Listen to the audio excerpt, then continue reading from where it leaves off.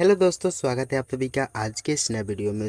आज के इस वीडियो में मैं आप लोगों को बताने वाला हूँ किसी भी कवि या लेखक की रचनाओं को याद करने का मोस्ट इम्पॉर्टेंट ट्रिक। इस वीडियो को देखने के बाद से आप किसी भी लेखक या कवि का जीवन परिचय आपको रटने की आवश्यकता नहीं है। केवल आप ट्रिक पढ़ेंगे और उनकी रचना एक बार पढ़ेंगे, आपको याद हो जाएगी, पूरी गारंटी मैं दे रहा हूँ। तो चलिए शुरू करते हैं आज का वीडियो और मैं आपको दिखाता हूँ एक एक ट्रिक को। जैसे यहाँ पे लिखा गया है कि so watch full video and right all trick. आपको पूरा ट्रिक अच्छे से लिख लेना है और उसी के हिसाब से आपको लेखक या कवि का रचना याद करना है। जैसे यहाँ पे देखिए दिया गया है जयशंकर प्रसाद की प्रमुख रचनाएं, और आपको केवल एक बार पढ़ना है, उनकी रचना सेम याद हो जाएगा। जैसे यहाँ पे जयशंकर प्रसाद की प्रमुख रचनाओं को याद करना है तो ट्रिक कौन सा अप्लाई करेंगे, यहाँ पे दिया है एक अंधे ने अंकल से चाय मांगी। इसी ट्रिक से आप इनकी सभी रचनाओं को याद कर सकते हैं। देखिए यहाँ पे एक मतलब होगा एक घूंट, एक घूंट इनकी रचना है। फिर क का मतलब होगा कामायनी इनकी रचना है। अ का मतलब होगा आंसू।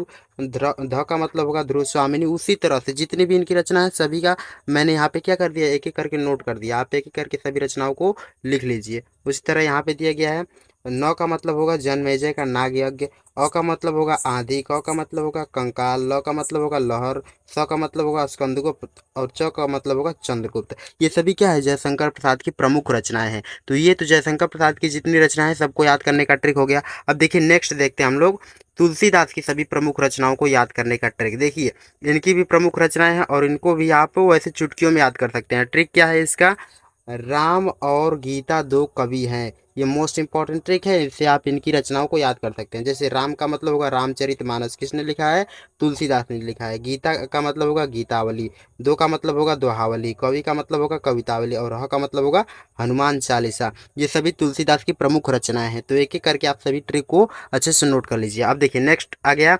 सूरदास की प्रमुख रचनाओं को याद करने का ट्रिक।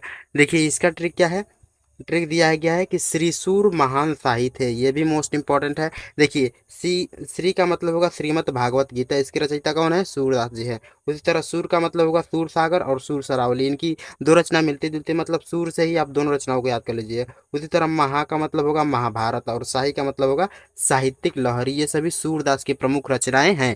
तो इन रचनाओं को आप नोट कर लीजिए। अब नेक्स्ट देखते हैं, यहाँ पे दिया गया है डॉक्टर राजेंद्र प्रसाद की जितनी भी रचनाएं, आपको केवल इस ट्रिक को अच्छे से पढ़ लेना है और इनकी रचना को पढ़ लेना है। उसके बाद से आप नहीं भूलेंगे, एक भी लेखक या कवि का जीवन रचना को नहीं भूलेंगे। नेक्स्ट दिया गया है डॉक्टर राजेंद्र प्रसाद का। इनका ट्रिक क्या है, भाग मेरे बापू सिनेमा से। ये ट्रिक है, एक एक ट्रिक को अच्छे से नोट कर लीजिए। इस ट्रिक को मैं अपने टेलीग्राम और इंस्टाग्राम पे भी अपलोड करूंगा। तो पहले यूट्यूब पे जिन्होंने भी ये वीडियो देखा है या जो भी देख रहे हैं वो सभी लोग अच्छे से नोट कर लीजिए। देखिए दिया गया भा का मतलब होगा भारतीय संस्कृति।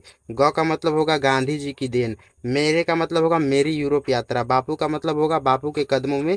सी का मतलब होगा संस्कृति का अध्ययन। ठीक है, तो ये क्या है, जयशंकर प्रसाद की ये क्या है, डॉक्टर राजेंद्र प्रसाद की प्रमुख रचनाएं। और इसी तरह सी के बाद से क्या हो जाएगा, माँ का मतलब होगा मेरी आत्मकथा और से का मतलब होगा शिक्षा और संस्कृति। आप ऊपर एक एक करके अच्छे से मैच कर लीजिए कि कौन कौन सा मिल रहा है और कौन कौन सा नहीं मिल रहा है। जैसे यहाँ पे मैंने दिया है, जैसे देखिए यहाँ पे मैंने एक अंडरलाइन किया है। अंडरलाइन जिसके नीचे किया है इसका मतलब इस चीज़ का कोई मतलब नहीं है। ठीक है, इसको हटा देंगे तो भी बस एक सेंटेंस बैठाने के लिए मैंने उनको जोड़ा है। नेक्स्ट है आचार्य रामचंद्र शुक्ल की प्रमुख रचनाओं को याद करने का ट्रिक। इनमें ट्रिक क्या है, चित्र विचार कर शनि के हित में दिया जाए। चित्र विचार कर शनि के हित में दिया जाए। ची का मतलब होगा चिंतामणि। त्रि का मतलब होगा त्रिवेणी। विचा का मतलब होगा विचार विधि। और र का मतलब होगा रश्मि मानसा। और नी का मतलब होगा नागरी प्रचारणी पत्रिका। और उसके बाद से नेक्स्ट देखते हैं हम लोग, दिया गया है हित का मतलब होगा हिंदी साहित्य का इतिहास। हिंदी साहित्य का इतिहास कौन लिखा है, तो रामचंद्र शुक्ल जी ने लिखा है। और आ का मतलब होगा आनंद कादम्बिनी।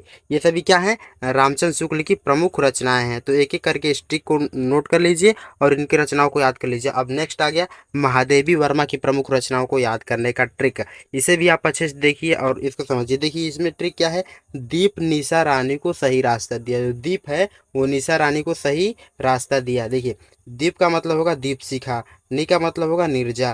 सा का मतलब होगा संध्या। और रा का मतलब होगा रश्मि। और नी का मतलब होगा निहार। और उसके बाद से नेक्स्ट भी यहाँ पे दिया गया है इनकी दो तीन रचनाएं। देखिए सही का मतलब होगा सिंधिनी। क्या होगा, सही का मतलब सिंधिनी। अ का मतलब होगा अतीत के चलचित्र, ये मोस्ट इंपॉर्टेंट रचना एग्जाम में पूछा जाता है। और स का मतलब होगा सप्तवर्णा, या का मतलब होगा यामा। तो ये हैं महादेवी वर्मा की प्रमुख रचनाएं, और उनको याद करने का ट्रिक, इनका ट्रिक क्या है, दीप शिखा दीप शिखा रानी को सही रास्ता दिया। तो ये जितने भी कवि और लेखकों को मैंने बताया, इन सभी की रचनाओं को याद करने का ट्रिक था। आप एक एक करके सभी को नोट कर लीजिए। एंड उसके साथ आज की इस वीडियो में बस इतना ही। मैं आशा करता हूँ कि आज का पूरा वीडियो आपको समझ में आया होगा। तो इसीलिए इस वीडियो को अपने दोस्तों के साथ भी शेयर कर दीजिए, और चैनल पर नए हैं तो चैनल को सब्सक्राइब कर लीजिए। मिलते हैं अगले वीडियो में, तब तक के लिए धन्यवाद। जय हिंद, बाय बाय।